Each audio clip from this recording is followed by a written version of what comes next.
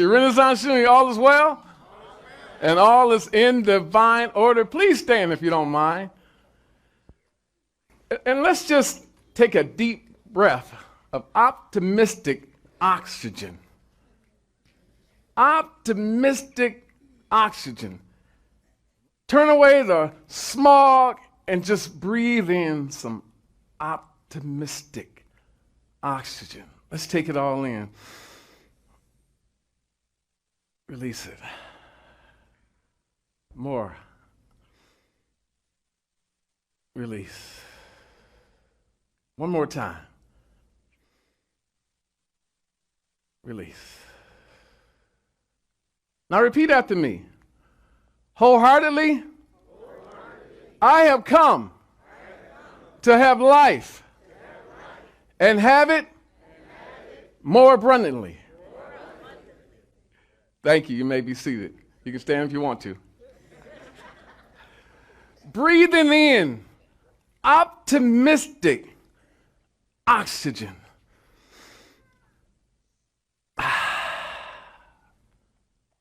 And see the light that shines constantly. No matter what cracks you have in your armor, there's always room for light to rush in and rescue you. Optimistic oxygen. Knowing that the universe is evolving just as God planned. How cool is that? I mean, how cool is that? We talk about cool stuff. I just came from Atlanta, from the Curiosity Lab, and they had a lot of cool technology things, technologically advanced things that just blew my mind. How cool is it to know that God is present for us? Even in the tough times, the tight times, the terrible times, for sure, beyond a shadow of a doubt, all things are working for our good. Wouldn't we all like to get to that point where we recognize that through the tough times, the difficult times, the terrible times, all things are working for our good. And all is well. And in divine order. I come to my point in life where I passed over, where I realized there's no worries anymore. Because I worried so much, and then I look back, I can't remember the things I worried about, and the things that I worried about didn't materialize. And so I spent a lot of my life worrying. Scientists estimate we spend about 3/4 of our life in the worry mode. And then the day comes for that event, that situation, and we make it through. We pass through. Anybody know what I'm talking about this morning? 3/4 of my life. Maybe it's less for you, more for you. But 3/4 of my life spent worrying in my head, the laboratory of my mind, curious about what will happen. And the worst things didn't happen. What's that movie, The Color Purple? I'm still here. I'm still here. You may call me anything you want, but I'm still here. And you are too. And celebrate you. Because we came here from many paths. And we're here. That's the common denominator. That we're here. Through all the things that we've seen, we've heard, we've been through. We weathered the storm. Hooray. Hurrah. Hooray, hurrah. You're applauding for yourself is what you should be doing. Because you're the one. You're the prince, the princess that made it through. That's cool. We can be morphed, shaped, grown into something new. And it does remind me of the book of Jeremiah in chapter 18, where we see God working on a potter's wheel, trying to shape and mold clay into something new, something of high value, something usable. But that clay had to be submissive and be flexible and be willing to come out of its comfort zone and embrace new possibilities. Well, guess what? I am, you are, we are that clay on God's potter's wheel. You're on the wheel, constantly on that wheel, being made new. Made new. Can we say, I'm new, improved, refreshed? And it makes you smile when you think about that. The transformational power and what it can do for you. If you go with it, open yourselves up to new possibilities. Our co-creation power in the process is turned on this morning to its highest speed. It's in full effect. You are the clay. God is the potter. We're in a co-creation relationship, and that gives us space, room to occupy. Two becomes one. And through that oneness, we create something. And God is whispering to your mind, your heart, your soul. And God is asking the same question that I was asked by my third grade teacher, Miss Simios. And she expected me to do a book report. And that same question, perhaps you were asked by your third or fourth grade teacher. We have a habit of doing that. The question that God asks us while we're on the potter's wheel, and Miss Samuels gave me the assignment, was to tell her, what do you want to be when you grow up? What do you want to be when you grow up? Did you ever get asked that question?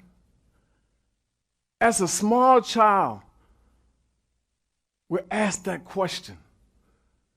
What do you want to be when you grow up? And there I am, little Glenn, influenced by high-powered people, Batman and Robin, Captain America, Superman, Superwoman, Green Hornet and Kato. And so I wrote my paper on Glenn McIntosh wants to become a superhero.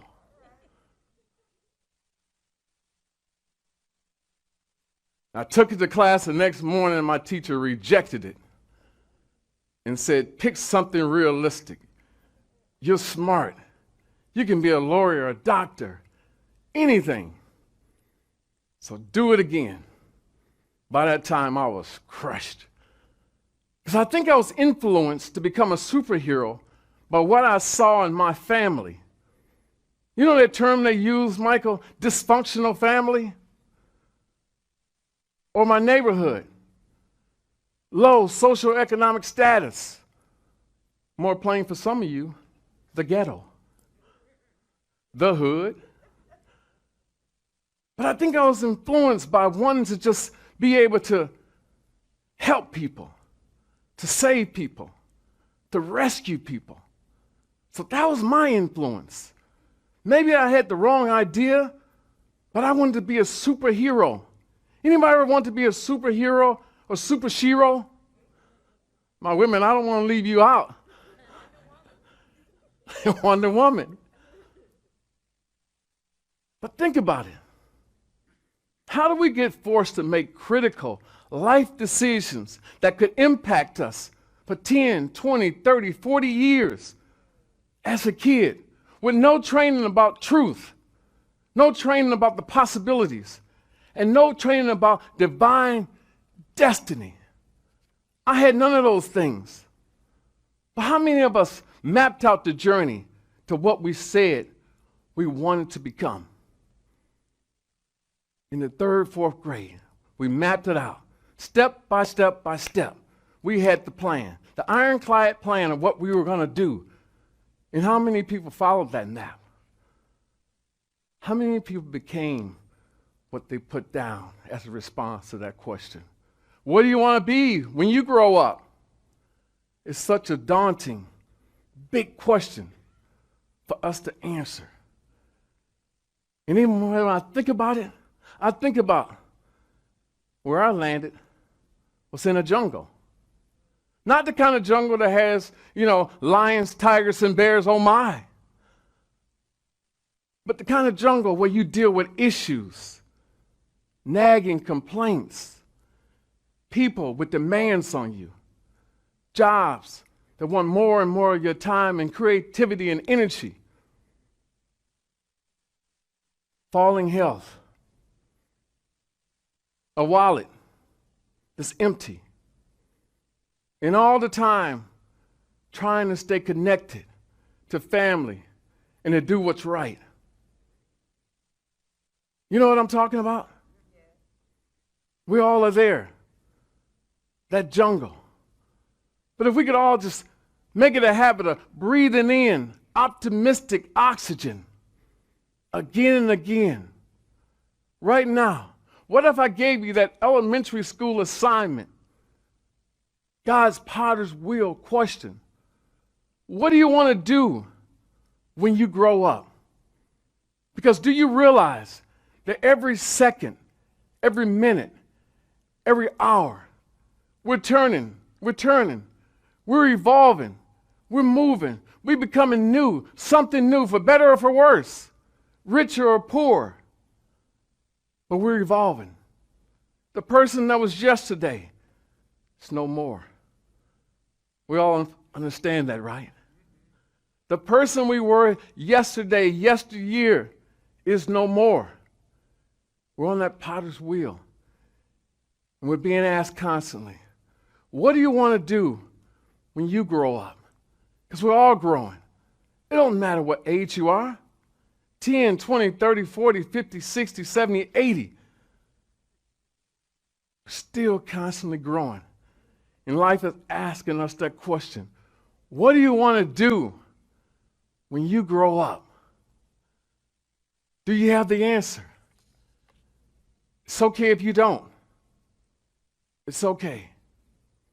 I think I got where I got at this point in life, and some of the things I've become and done, I stumbled into them.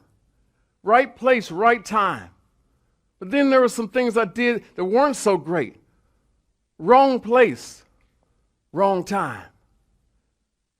But it always seems like we're chasing something, or that we're always spending so much time running from something. You know what I mean? Have you been in the chase? Chasing something or running away from something? That person, that place, that thing, that experience of the past. And then you ask yourself, did I spend that time appropriately? Or was it time spent in vain? And I shouldn't be chasing those things, chasing those people, chasing those rewards that I thought, extrinsic rewards. And then I evolve and realize it's the intrinsic things, the Christ connection that really matters. In the flow of the universe, that's what really matters. How close am I moving back to center? How close? Is this life really a test? We're put here as a small child, and then we begin to expand. But the way that we expand, mind, body, spirit, it's up to us, what we consume and how it develops us to grow or stunt our growth. You ever heard of that? My mother used to tell me stuff with stunting my growth. If you eat now, later, to stunt your growth. Oh, I was raised by women. Where's Debbie at? My sister, my big sister. Debbie used to tell me when she babysitted me, if I didn't take my socks off, my toes would come off.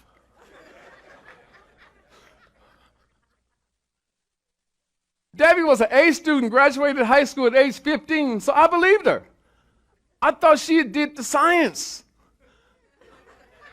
She had the data, the statistics. And so I took off my socks. I love to sleep in my socks, and she had the right mindset at the right moment to say, Glenn, I love you, but your toes gonna fall off.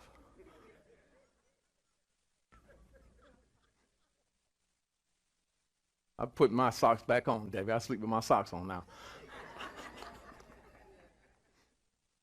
The chase, the running, both are a sign that we need to reevaluate our life. No matter what age, what stage we're in, it's time to reevaluate our life. And that reevaluation process sees us asking the question, am I getting better or worse? Do I most often feel lost or found? Do I feel frustrated or fulfilled? Do I hear myself saying, I feel like I'm broken into pieces?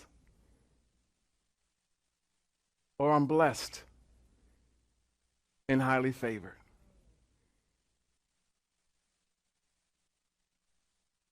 How do you feel this morning? How do you feel? That evaluation leads us to the realization that it is time to unlearn and disconnect, unplug from what no longer is helpful for our growth and development. It's time to make room for that question now. What do you want to be when you grow up? That makes room for us to embrace curiosity. Curiosity. Anybody here still curious? Curious. We all should be curious. There's no reason to wake up in the morning and get up if you're not curious about the next moment, the possibilities. And it also allows us time to make room for peace. Peace with being okay, that the world is revolving. And we're moving into the unknown, the unfamiliar, the unseen. That's the only way we cure our curiosity. We can't stay where we're at and just wander and wander in the wilderness. And so what we're talking about this morning is a radical shift in the way that we live. Radical shift. Unlearning our limitations. Think about that. Unlearning our limitations means that somewhere on the path of life we learned limitations. No one comes here prescribed to know their limitations based on, I'm a male, you're a female, you're black, you're white, sexual orientation, socioeconomic status. Limitations are learned.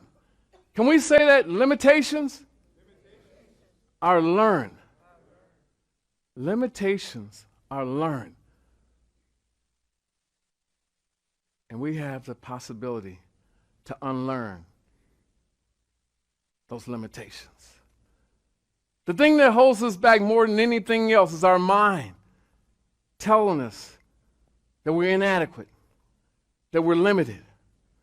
Can I ask you, what would your world be like if you took the authority and power of thinking, consuming yourself with the things that you want, and push away the things that you don't want? How would your life be different if you gave up some of that worry time? How would it be different? Think about it. How much time we play something out of our minds before it happens. And then the various tapings that we do in our mind, they don't happen. And it was something different that unfolded for us. Many times better than we expected. It's time to become radical. Radical. Can we imagine ourselves being radical? Radical to all the practices, all the trends, all the bad news. What if we were to turn radical in our individual approach? Become radical. Ernest Holmes said the only reason man or woman is limited is that he or she has not allowed divine spirit to rest and rule as a way of life. Think about that. You have a choice. How do we answer that question today? What do you want to be when you grow up? It's not too late to answer that question. Jesus came that we have life and have it more abundantly. Enough of the false teachings, the misconception. What did I hear many times ago? Jesus died for your sins. Anybody ever heard that? Jesus died for your sins. How many people still believe that? Don't raise your hand. Don't incriminate yourself. Don't incriminate yourself. But Jesus didn't come to die for your sins. Jesus came to be a way shower. He came to teach. And more importantly, Jesus came to demonstrate a radical power to overcome anything that we experience in this human experience. Jesus was a radical person. I don't know why we misconstrue him. We think he's very meek and nice. He'd go to Burger King and order something. If his order was wrong, he'd say, "Oh, that's okay," and keep the change. No, Jesus was radical. Radical. On a mission to demonstrate self-actualization. Can we say that? Self-actualization. Self-actualization is simply becoming the person we were actually made to be. That ain't even complicated. Self-actualization is simply becoming the person we are actually made to be. That's what I'm saying. Let's make it happen. Why don't we just make it happen? Because Jesus was radical. And he still is the most radical person that ever walked the face of the earth. Understand that when he appeared and started his ministry, he met two kinds of people. Only two kinds. Those who loved him and those who hated him.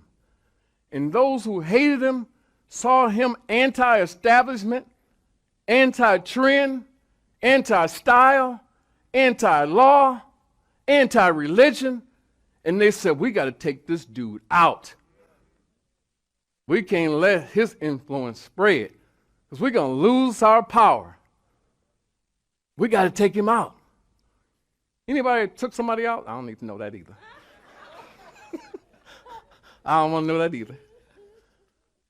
But think about it. God was talking about being radical. Radical. His teachings against man-made religion, media hype, politics, religion, culture, race, sexual orientation, socioeconomic biases.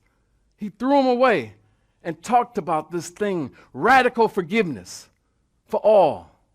Beyond whatever you've done, radical forgiveness. Come all, you're welcome into the kingdom of heaven. And he was talking about heaven on earth, not heaven after you die. How many people know there's heaven on earth for us to experience? Heaven on earth for us to experience. And Jesus came, radical forgiveness, radical love. All are due to experience love, agape love, and radical healing. Radical healing. Mind, body, spirit, the lame, the deaf, the blind, the diseased. Anyone can have a healing. This radical approach to life, which he began his walk proving, giving examples along the way. But one thing he kept repeating Even with the lame people, he would say, get up, and walk. Did you notice that about Jesus? Every time he would say, get up and walk. It's a radical approach. Most of us want to coddle people when they're down. It's that human feeling, that emotion. What we most often need is somebody to say, come on with me. Take my hand and walk with me. Yesterday in the Men of the Day group, we talked about that. Do you really realize what we're doing every day? Consciously or unconsciously, we're walking towards heaven, a higher heaven.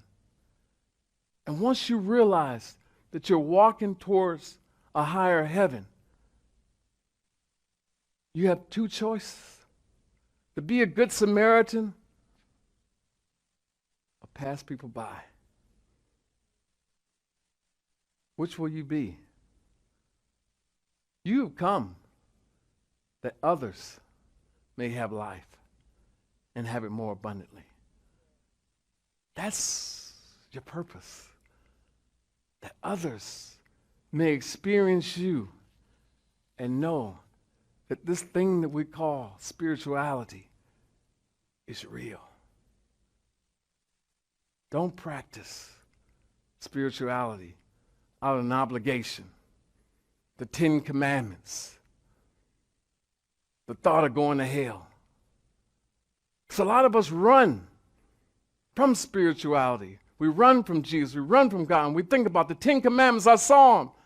If we do these 10 things, there'll be a plague on us. And things will start falling off. Your toes will start coming off.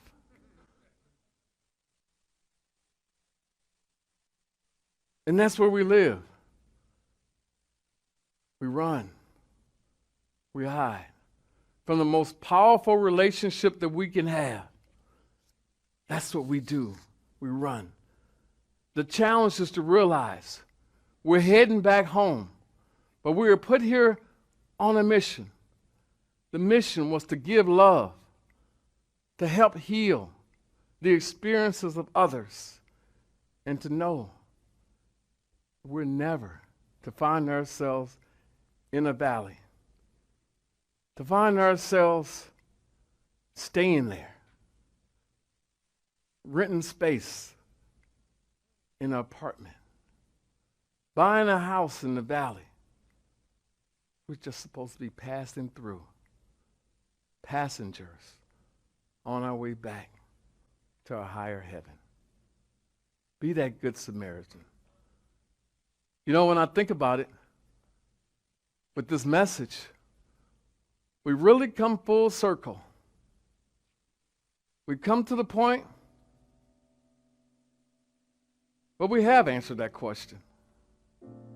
What do you want to be when you grow up?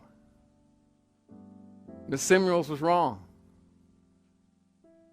I was right. I still want to be a superhero. I still want to lift up people. I want to help people. I want to heal people. I want to love people. And you do too. And that's why you spend so much time peeking in the life of others. Your heart is where it should be. I've learned so much from a person that's here today. I'm going to put her on the spot because she's one of those good Samaritans who keep taking in people. And I've had the pleasure, as of today, of being married to her for 23 years. My wife, Leah. Can you stand up?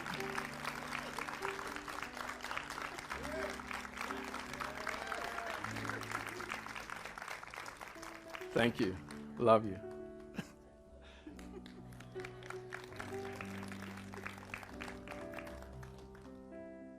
You know, the amazing thing about her is that every time I think we're going to have an empty nest, somebody accesses this key that we keep in the garage. And they key in, and all of a sudden I realize there's a dog in the house. We don't have any dogs. There's a baby in the house. We don't have any babies. But it's her heart that's open. And it teaches me